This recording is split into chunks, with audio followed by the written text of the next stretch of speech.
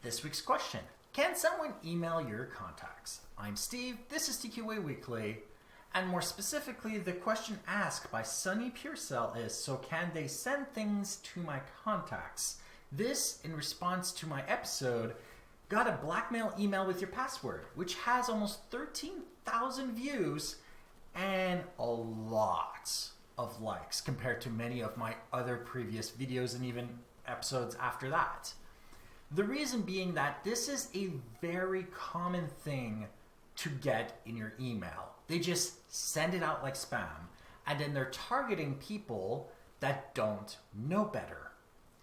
I'm going to do like I've done for the last few episodes, hoping that this method works to explain to you why they can, but you shouldn't necessarily worry about it.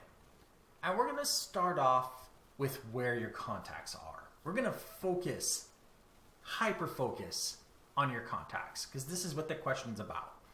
Your contacts are probably stored on your computer, your laptop, your phone, tablet, or in a cloud, either as an encrypted backup or on an online service like Outlook.com, Gmail, and whatever. Needless to say, your contacts do exist somewhere. Can they gain the security to the point where they can get the information and use it? That is what we're going to focus on.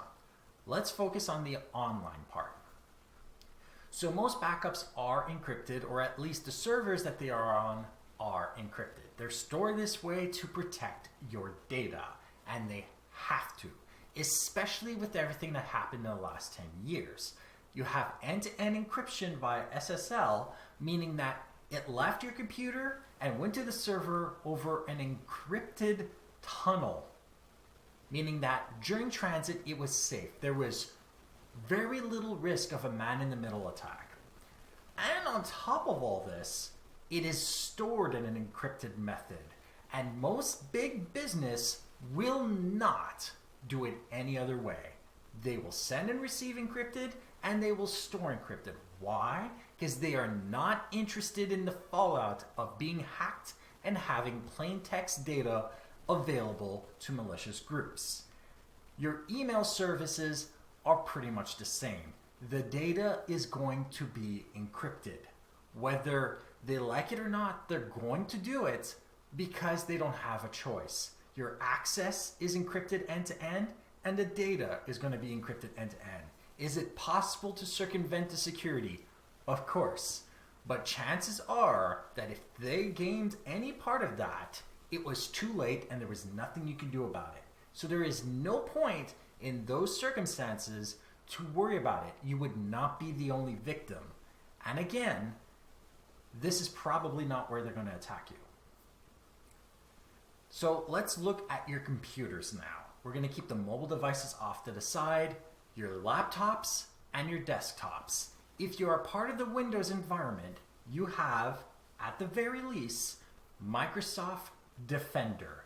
It will tell you when you have viruses and malware in your computer, or you probably installed something much better. Needless to say, you will be aware of when you have gotten most infections. Is it perfect? No. But you are much more likely to be aware that there is a problem when it occurs. And that is why having an antivirus and having anti-malware is a great idea, which is why Microsoft forces one down your throat, which is why they force updates down your throat. You don't got a choice, that's just the way it is. So it is possible to attack your computer, but you would have to do so many things that I have talked about not doing for everything to basically go wrong. If you misbehave on the internet, download just about anything that you want and open attachments that you shouldn't, you can infect your computer, and yes, that data can be compromised.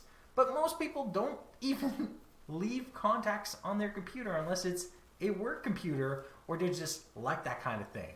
Your contacts are more than likely stored on a tablet, not really, or your phone. Now that would be the target that even I would aim for.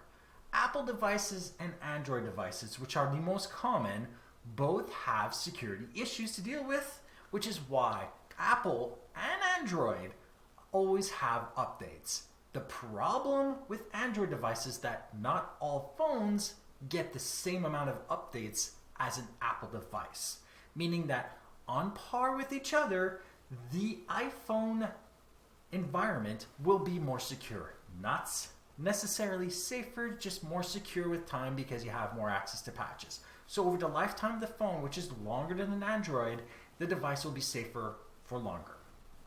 This being as long as you don't circumvent the Apple security inside it and basically root the phone yourself, so jailbreak.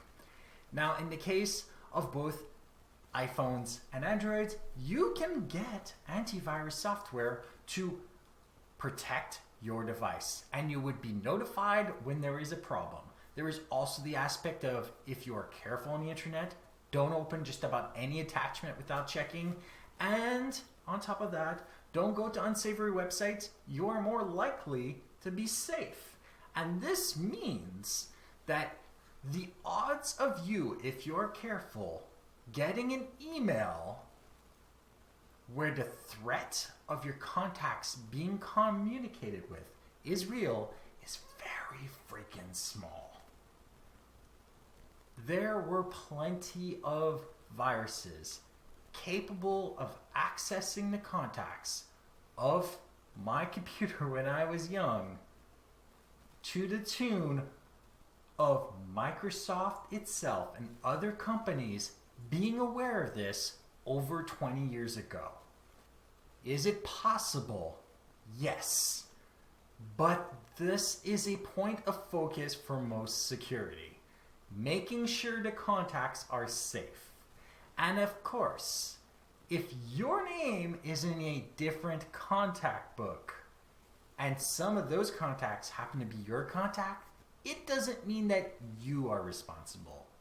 So you have to take every threat with a grain of salt and keep in mind one thing before you ever think of paying a person. Don't feed the monster. These malicious groups will continue these tactics as long as they are profitable. And if you make sure that these tactics are not profitable, they will stop using them, period. When you cannot make money for the amount of effort that you put into it, you will stop using it.